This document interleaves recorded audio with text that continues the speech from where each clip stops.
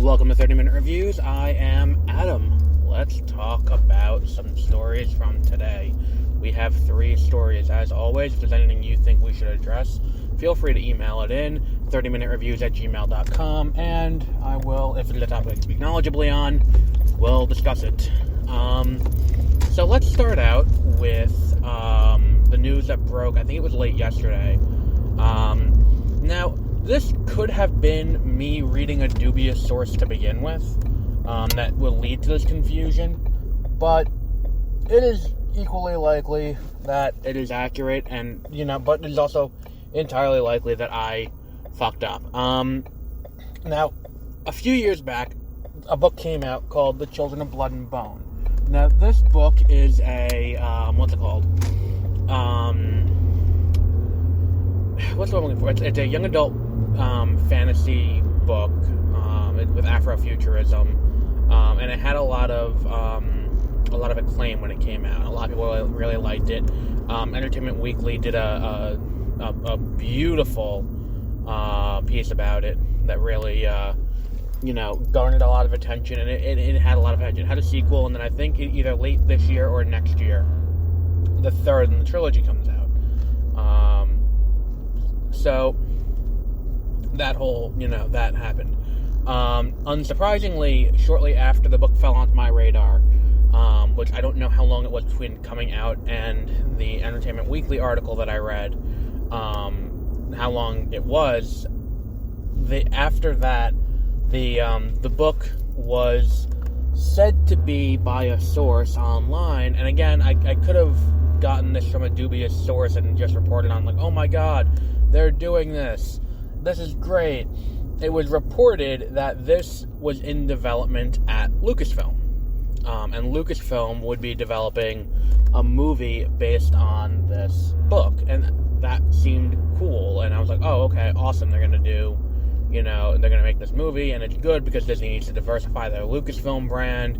Because, quite honestly, I think Star Wars is not enough to warrant the branding. And it's also going to be a problem, if we look like long term, like every other studio under the Disney banner is making, money, and yet here we are with the Star Wars one struggling. I mean, merchandise sales are still high, but box office and content wise, it's not doing gangbusters. So like Marvel making a lot of money, Pixar makes a lot of money. I think that, they needed to diversify their portfolio there a little bit, besides just Indiana Jones and, besides Indiana Jones and Star Wars. And I think Willow might be under it, too. Don't quote me on that. But, they need to diversify a little bit. And then what happened was yesterday it was announced that Paramount had acquired the rights. And now this article I know is legit because it comes from Variety, and Variety is an industry standard. If it's not reported on by Variety, I don't know if it's entirely, you can't really say, you can't judge the accuracy unless it's like, Variety, Deadline, Hollywood Reporter. Variety is just my go-to of the bunch. They really need an app. I wish they had an app. So that's cool. That's going to be coming at some point in the future, but that book has been optioned by Paramount. Hopefully it goes theatrical and not Paramount Plus exclusive. I don't think Paramount Plus as a streamer has the cachet to not do it just because they can do a beautiful thing with it, because they're going to sink money into their Paramount Plus content the same way Disney has sunk money into their Disney Plus, the same way that all the other streamers, or HBO Max and the others, have sunk money into their streamers. I just don't think that there's enough there to warrant people signing up for it. And I don't think that, the book is widely known enough to the point where it's going to be a subscription driver. I could see it going theatrical and finding its audience. And again, I could be completely wrong. I don't know, because the thing is, it's like, there was I never really saw, like, at Barnes & Noble, a big, amount of location, designated to Children of Blood and Bone the same way other young adult series have. That other one that was just made into Netflix, There's another one I think it's more mid-grade, but it does have a large place. And of course, Harry Potter has its huge, location where it's loud on display, and you can see it, for better or for worse, there pretty easily. So I think that's something that, kind of needs to be, I don't know if addressed is the right word, but definitely needs to be, handled. And either way, I'll watch it. I have Paramount Plus as I have T-Mobile. You get Paramount Plus for free with T-Mobile. Otherwise, I wouldn't have Paramount Plus. But, I don't think that it going to Paramount Plus would necessarily be the best thing. Because I don't think, for me at least, I don't think it's necessarily a ratings driver for me to enroll in something I don't already have. Because Foundation didn't get me to get, Foundation did not get me to get Apple TV. There really hasn't been anything to get me to get Apple TV. Again, I get it for free with T-Mobile. If I didn't have Apple TV, if I didn't have T-Mobile, I would not have Apple TV. So yeah, I think that this is going to be an interesting thing when it does come to theaters. There was another one, Kindred, the Octavia Butler classic at this point, is going to Hulu, which is going to be cool. Octavia Butler is a great science fiction writer. If you have never read, and I feel like an asshole now because I just said she's great, and I read one of her books very recently. What the fuck was it called? It's Earthseed. I forgot what the first one's called. But it is very good, very much worth your time to read if you're into science fiction. And I feel like a shithead for not being able to, remember the name of it. But yeah, that's gonna be cool. The next big story is Justice U, the new show reportedly in development at the CW. And what that show is it is Diggle, John Ramsey, or David Ramsey, John Diggle, David Ramsey, from Arrow, is going to assemble a team of metahumans to make his own, Young Justice League, I guess, is what we'll call it. And that'll be, the thing. I'm for it. I think it's an interesting idea. It's better than having Diggle kick around the Arrowverse, or what's left of the Arrowverse after, inevitable cullings happen. And I think it is how they're going to move forward with some of these characters. I think that, it says metahumans, but I think Mia Queen ends up on that team. Excess could end up on that team. And if this show goes forward, I think that's the nail in the coffin for Legends. Because I don't think there's room on the network for 2 super team shows. I don't think that, not that, the network can't handle it, but I think that if I have to choose between the 2, I think Legends has kind of run its course a little bit. I've lost interest in Legends to an extent. I'm not up to date on Legends.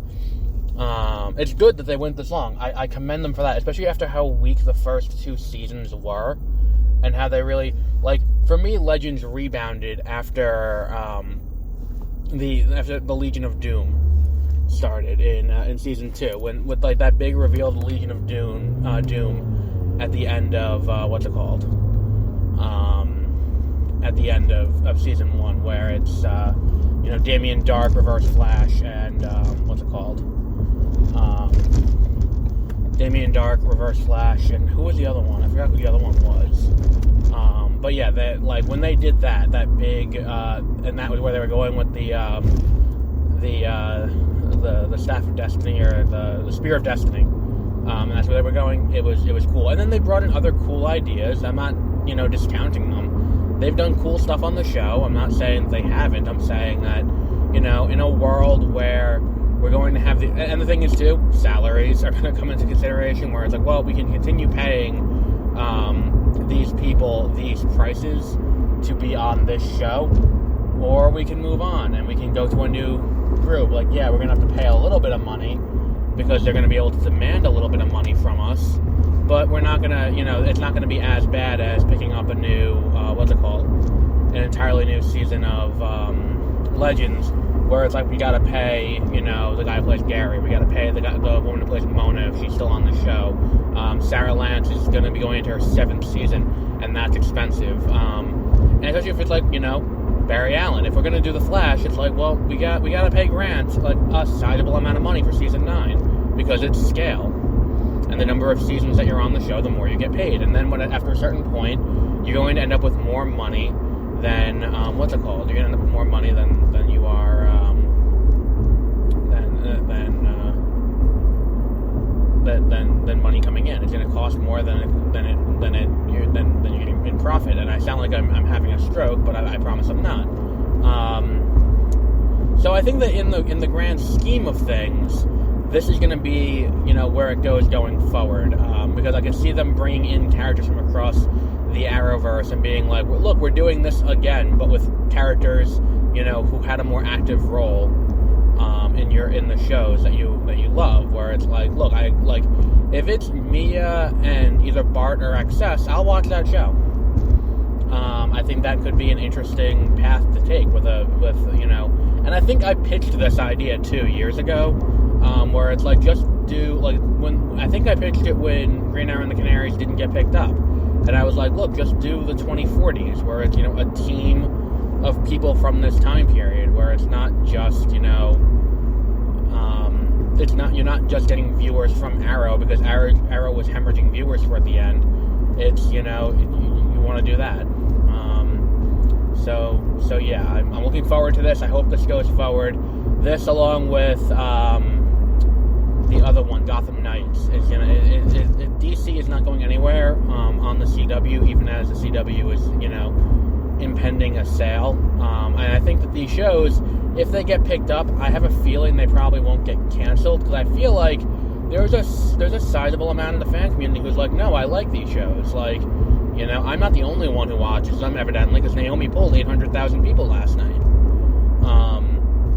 So I think that there's a sizable fan base for these shows, and I think that if they were to go like, no, we're not going to do it anymore, people would be like, well, I'm not interested anymore.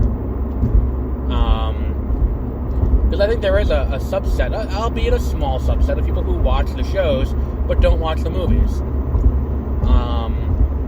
Or people who watch the shows and are like, look, I'll do that, and then also, watch the movies. And it's like, well, let's see how it goes.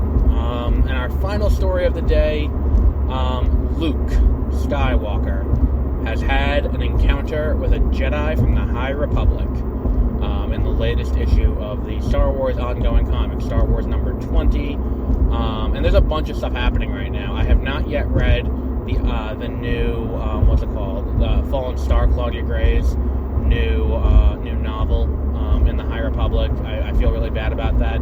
I also have not yet read the origin story of Marchion Ro, which is out in comic form from Cavan Scott. Again, also feel really bad about that. But that's not to say that I won't. It's just when I get paid, I might. Now, all of that said, this asshole is definitely going to try and scoot over. Yeah, I knew it. I'm not going fast enough for you, buddy. On the left lane, the guy's not going fast enough. So, in the newest Star Wars comics, Luke goes to another planet that's similar to Octo, which is the planet he's exiled to at the end of, what's it called? At the end of, I guess, before The Force Awakens, but it's where Rey finds him at the end of The Force Awakens, this planet on Octo. So, he goes to this new planet that's similar to Octo, but not it. And he finds another one of those tree things that's like the one on Octo, or Octu, or Octu sounds too much like a sneeze, so Octo is what I'm going to call it. So all of that said, he goes to this planet, and he's like, and he encounters a Force Echo, or a Force Vision, or I forget what the exact terminology was, but either way, he's able to communicate with it, and it is a Force projection, I guess, of Elzar Mann, who is a Jedi of the High Republic era. And because of this, he talks to Elzar Mann, and he starts learning about more of the Jedi. And it starts laying the groundwork for why Luke is who he is in The Last Jedi. and I think it works a little bit. Like, they introduced the concept in the High Republic of the Journeyman Jedi, which is a Jedi who is, like, not actively part of the Order, but still does stuff and is able to be called on if need be. So, like, like, the idea of that is a pretty cool concept, I think. They bring him in that, you know, that's one of the things they introduce in the High Republic. Now, the idea of making Luke into one of these journeyman Jedi, it feels like an idea that, you know, would appease only a certain part of the fan base who's like, look, Luke wouldn't just give up. And then it's like, no, he didn't. He didn't put himself into exile. He just became a journeyman. He went out and he was, you know, looking for things. And that seems to be the route they're taking. Where it's like, there's a new book coming out this year about Luke, who, in the aftermath of everything that happens, in the immediate lead up to the Rise of Skywalker, about him looking for that Sith assassin who's there, or maybe it's like 19 years, so it would be like 20 years after Return of the Jedi. He's looking for that Sith assassin who is, what's it called? Who's trying to get to Exegol, and that's like, yeah, but then, like, what the fuck? Like, why would he just fuck off and not do anything for 19 more years? Like, I don't know. And the thing is, it's like, at that point, has Ben already turned? And what's going on with that? And I think the bigger thing is, this further highlights the problem with where the High Republic takes place. Because if they said the High Republic was just a portion of the era of the Old Republic, I think it would make a lot more sense. Because what happens is, so bear with me here, and keep in mind that I have not looked up the exact dates for some of these things, and it's also works of fiction, so I could just be wrong. So the Jedi Sith War is what goes on with the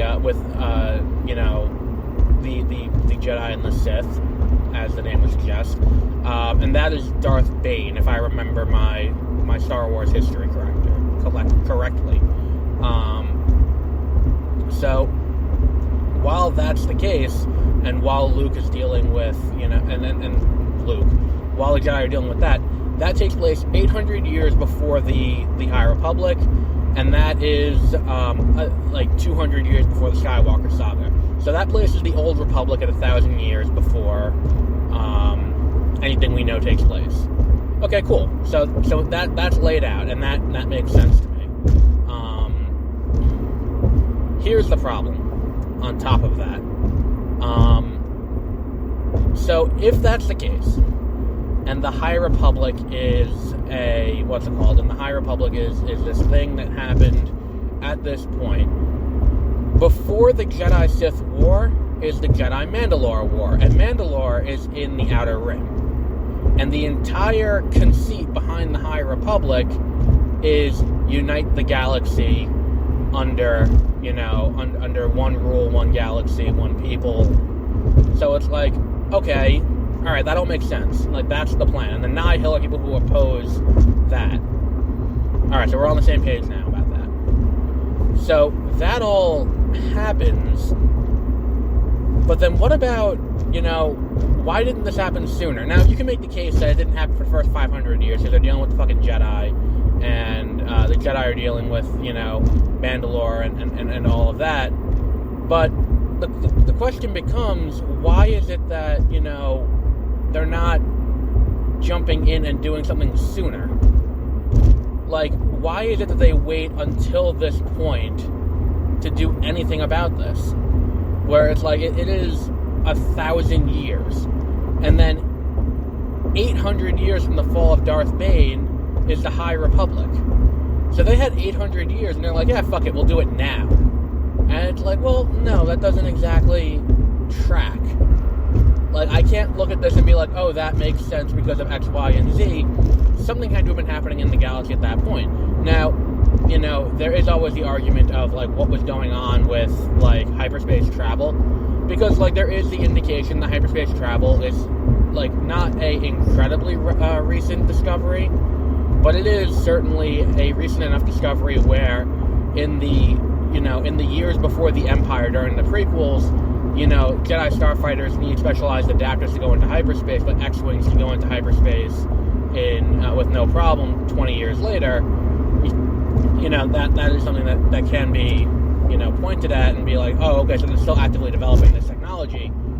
But at the same time, it's like, well, why is it taking them so long to be like, we should really do this? Because I'm assuming, and I don't know too much about the Jedi-Mandalore War, it seems like they were just like, well, we probably should, handle this problem at some point in the near future, but I would assume it's partially because the Mandalorians wanted more power in the government.